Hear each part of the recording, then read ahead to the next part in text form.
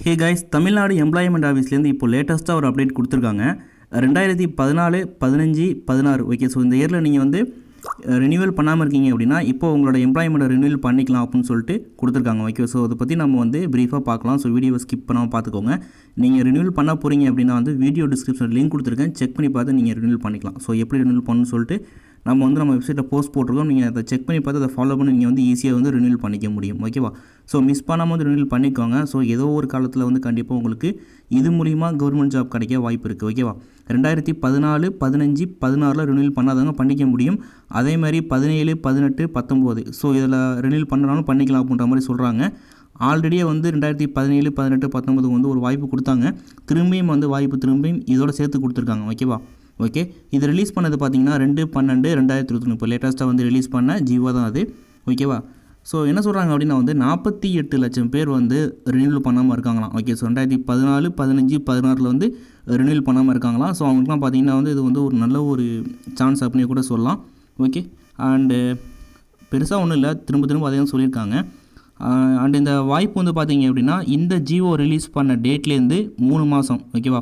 3 மாதம் வரைக்கும் உங்களுக்கு வந்து சான்ஸ் இருக்குது. 2/3/2022 நீங்கள் வந்து ரினியூவல் பண்ணிக்கலாம் அப்படின்ற மாதிரி சொல்கிறாங்க. அரசாணை வெளியிடும் நாளில் இருந்து 3 மாதங்களுக்குள். ஓகேவா?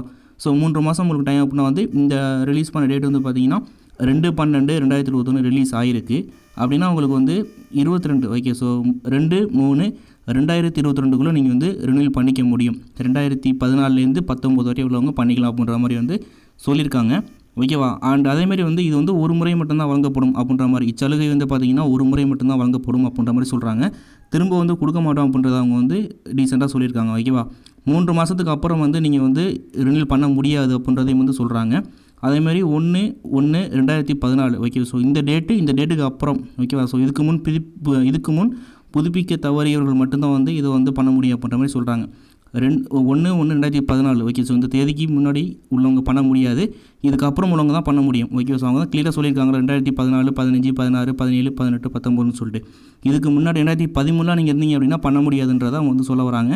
ஸோ நீங்கள் ஈஸியாக நீங்கள் பண்ணிக்க முடியும். ஸோ உங்களுக்கு பண்ண தெரியல அப்படின்னா நீங்கள் டீசெண்டாக வந்து உங்கள் டிஸ்ட்ரிக்டில் இருக்கக்கூடிய எம்ப்ளாய்மெண்ட் ஆஃபீஸில் போய்ட்டு நீங்கள் ஈஸியாக பண்ணிக்கலாம். ஸோ ஃப்ரீ தான் அது. உங்களுக்கு எம்ப்ளாய்மெண்ட் பதிவு பண்ணி கொடுத்து சர்டிஃபிகேட்டும் கையில் கொடுத்துருவாங்க, பிரிண்ட் அவுட் எடுத்து. ஓகே, ஸோ காசுலாம் கேட்க மாட்டாங்க, கம்ப்ளீட்டாக வந்து ஃப்ரீ தான். இல்லை எனக்கு தெரியும் அப்படின்னா வந்து நீங்கள் ஈஸியாக பண்ணிக்க முடியும். இது அவ்வளோ பெரிய விஷயம் கிடையாது, நீங்கள் வீட்டில் இருந்தபடியே பண்ணிக்க முடியும்.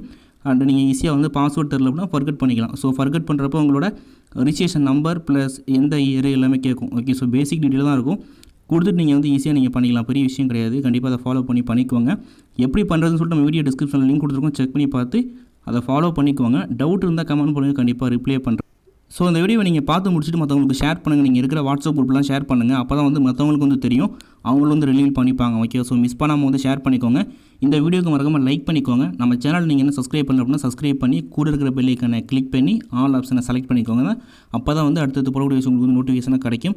அண்ட் இந்த வீடியோ நீங்கள் இவ்வளோ தூரம் பார்த்ததுக்கு ரொம்ப தேங்க்ஸ்.